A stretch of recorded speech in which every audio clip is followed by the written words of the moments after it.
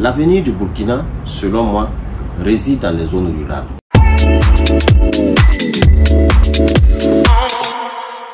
Je suis M. Boaz, fondateur du groupe Boaz International, une entreprise basée à Ouayouguia, au nord du Burkina Faso.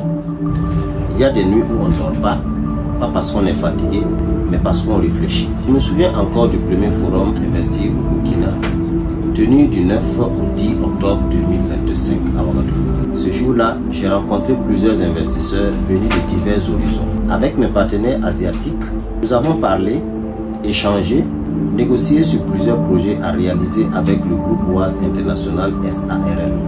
À la fin, nous étions d'accord sur presque tout, le financement, la technologie, le modèle économique, sauf sur un point, la localisation. L'un de mes projets était d'installer une usine à Ouayouguia pour donner une chance aux jeunes de la région, créer de l'emploi là où beaucoup pensaient qu'il n'y a plus d'espoir.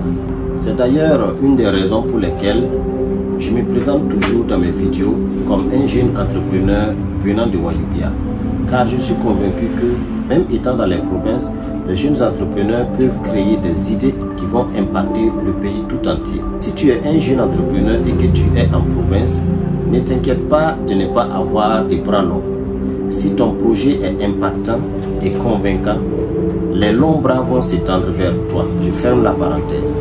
Donc, après nos échanges, mes partenaires ont approuvé tous mes projets, mais ont préféré les réaliser ailleurs qu'à Ouayouguia. Leur raison, celle que nous connaissons tous, l'insécurité. Les projets seront donc réalisés, mais la localisation sera encore étudiée. Cela n'est pas grave. L'essentiel est de commencer quelque chose. Ce jour-là, j'ai compris une chose.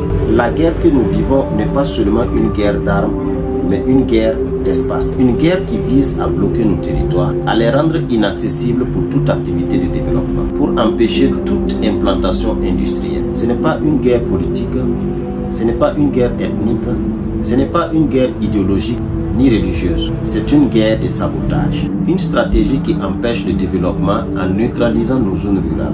Là même où se trouvent nos terres, nos matières premières et nos bras valides, surtout notre espace. Si nos investisseurs refusent de s'installer dans les zones rurales, comment notre pays peut réellement se développer? Avec la révolution progressiste populaire du capitaine Ibrahim Traoré, les jeunes ont compris le message et sont en train d'initier de nouveaux projets, des projets de grandes envergures.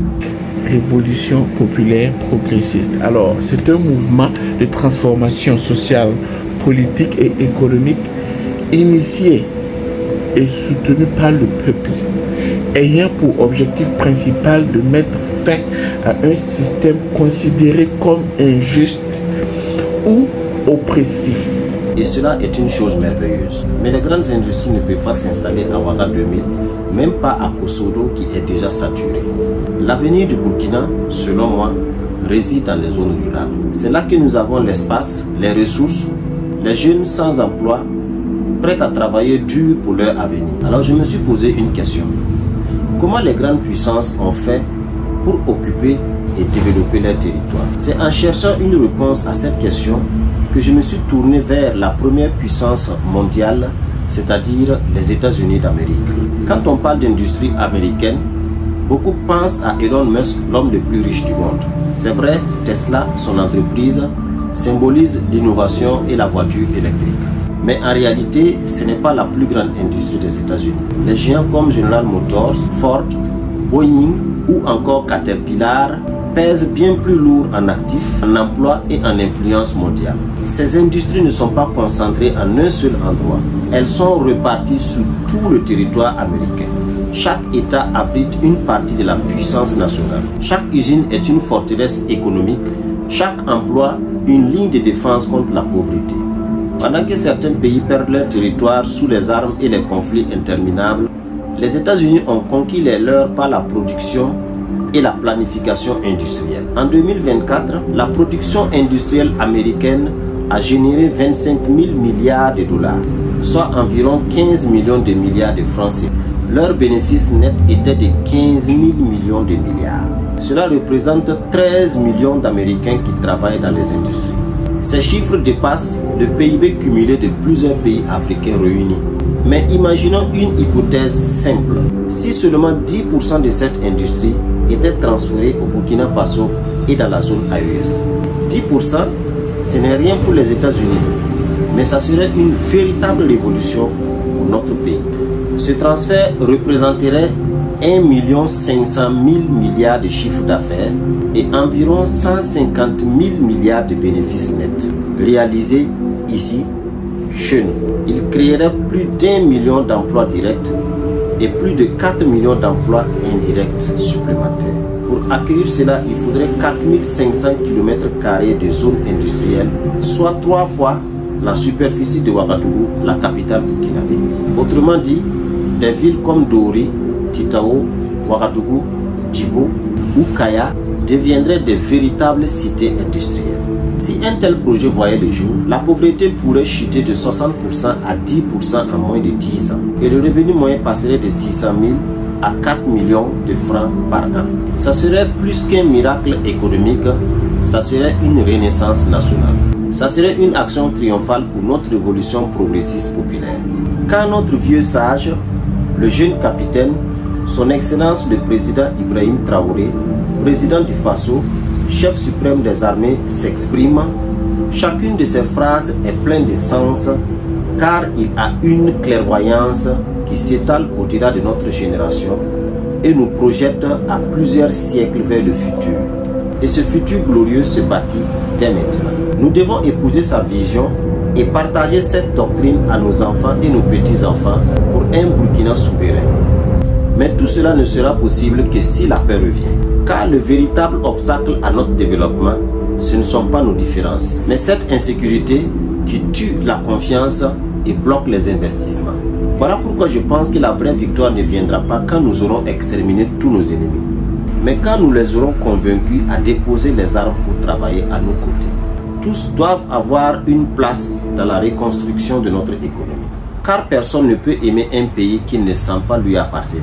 Et le travail, l'industrie, la production sont les meilleurs moyens de redonner ce sentiment d'appartenance. Ainsi, un programme concret de réinsertion sociale est nécessaire pour ceux qui veulent déposer les armes. La bonne destination pour eux, c'est cette nouvelle armée des bâtisseurs du futur. Une armée avec une carte géo-industrielle en main pour transformer l'économie de notre nation en une grande puissance mondiale. Pour réussir, il faut préparer dès maintenant le plan géo-industriel d'après-guerre. Ce plan doit reposer sur plusieurs piliers essentiels. Premièrement, la sécurisation des corridors économiques, routes, rails, énergie, transport. Deuxièmement, la réhabilitation des territoires libérés. Chaque victoire militaire doit être suivie d'un chantier immédiat. Troisièmement, l'implication des populations locales. La priorité doit être donnée aux jeunes et aux entrepreneurs des territoires concernés.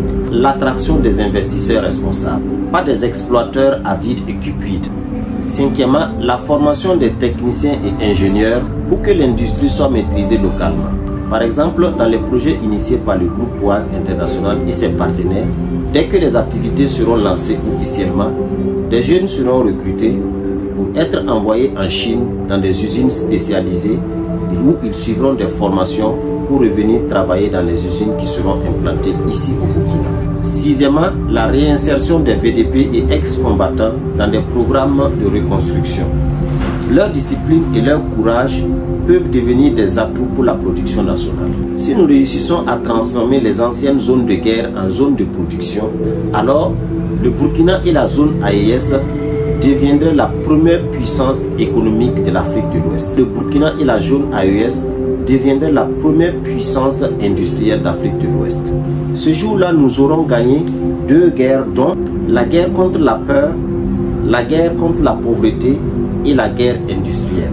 Car la paix, ce n'est pas seulement l'absence d'armes, c'est la présence d'un avenir. VDP, groupes armés, élèves, étudiants, entrepreneurs, femmes au foyer, fonctionnaires d'État, jeunes burkinabés, nous avons tous intérêt à ce que revienne la paix. Car c'est l'avenir de nos enfants et de nos petits-enfants qui en dépend. La paix est essentielle pour les générations futures. Alors, posons-nous cette question ensemble. Et si la paix commençait par une usine? Si seulement 10% de l'industrie américaine s'implantait ici? Nous passerions du bruit des armes au son des machines. J'aimerais que cette vidéo devienne un espace de débat où chaque idée compte, car la paix ne se construit pas dans le silence, mais dans la pensée collective. Alors, abonnez-vous et partagez votre réflexion dans les commentaires. Selon vous, comment ramener la paix pour accélérer le développement industriel au Burkina et dans la zone AES? Peut-être que tu as la solution, mais si tu n'ouvres pas la bouche, personne ne t'entendra, personne n'agira. La paix doit être désormais notre cri de guerre, notre préoccupation prioritaire. J'ai réfléchi avec amour, parlé avec sagesse, espérant être écouté avec attention et patience. Si j'ai offensé quelqu'un dans mes propos, je m'excuse. À bientôt.